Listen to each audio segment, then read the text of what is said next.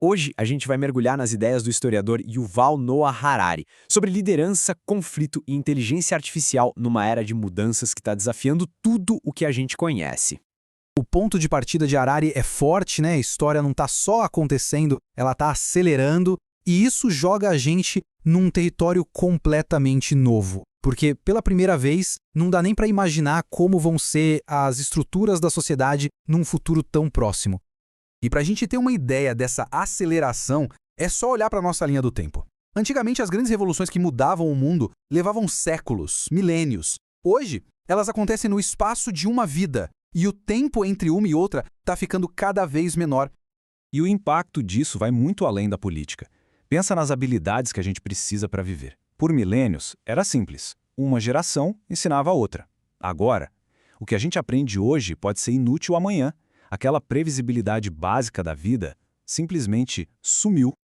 Bom, se o mundo tá esse caos, como é que a gente seguia? Para Harari, tudo começa na liderança. E ele mostra que existem basicamente dois caminhos, dois modelos que são o oposto um do outro. Harari desenha um contraste bem claro.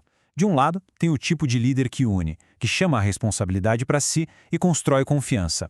Do outro, o modelo oposto, aquele que joga um contra o outro, que sempre acha um culpado quando as coisas dão errado e que, na visão de Harari, constrói uma carreira inteira em cima da divisão. E aqui Harari faz uma coisa interessante. Ele resgata a ideia de patriotismo, dizendo que o verdadeiro significado não tem nada a ver com odiar quem é de fora, mas sim com cuidar de quem está dentro, com promover a união. Isso tudo leva a uma pergunta fundamental para a política de hoje em dia. O que a gente valoriza mais num líder? Aquela autenticidade sem filtros ou uma responsabilidade pensada, cuidadosa?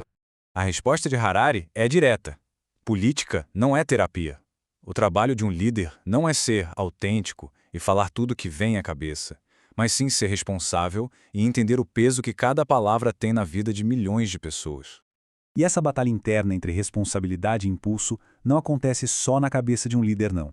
Harari mostra que ela também é a raiz de alguns dos conflitos mais complicados que existem no mundo. Muita gente olha para esse conflito e pensa logo de cara que ele acontece porque falta alguma coisa, né? Falta terra, falta água, faltam recursos. Mas Harari desafia essa ideia.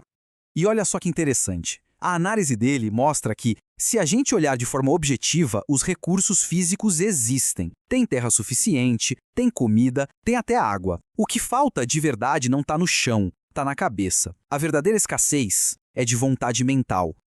Ou seja, a barreira real não é material. É a dificuldade de conseguir sustentar duas ideias ao mesmo tempo. A de que tanto israelenses quanto palestinos têm o direito de viver com segurança e dignidade. Então, ok, já vimos que somos vulneráveis a líderes que nos dividem e a essas barreiras dentro da nossa mente. Agora, entra em cena a força que pode explorar tudo isso de um jeito que nunca vimos antes, a inteligência artificial. Ele diz que a IA não é só mais uma ferramenta, é o começo de uma nova evolução, só que não orgânica. E para a gente ter noção do estágio em que estamos, ele fala que o ChatGPT é tipo a ameba, o Tiranossauro Rex desse novo mundo, esse ainda está por vir. E a uma velocidade assustadora.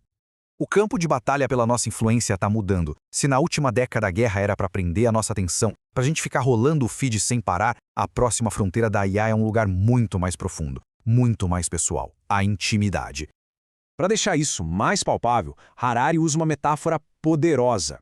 Ele pede para a gente pensar na IA como se fosse uma nova onda de imigração. Eles trazem os mesmos medos que as pessoas costumam ter, só que numa escala sem precedentes e, mais importante, sem nenhuma fronteira que possa controlá-los. Mas, apesar desse cenário todo parecer bem alarmante, a mensagem final do Harari é de ação. O futuro não é algo que já está decidido, sabe? Ele é o resultado das escolhas que a gente faz hoje. E a prova de que mudanças gigantescas são possíveis já existe, é só olhar para as nossas prioridades. Pela primeira vez na história, a humanidade como um todo decidiu investir mais dinheiro em saúde do que em guerra. Isso é uma mudança monumental. E não aconteceu por acaso, foi resultado de decisões. A tecnologia, no fim das contas, não tem vontade própria. Ela não é boa nem má.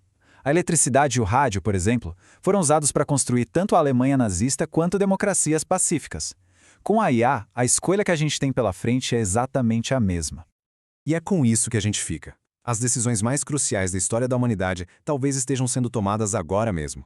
E a grande pergunta que Harari nos deixa é: a gente está prestando atenção? Estamos participando dessa conversa?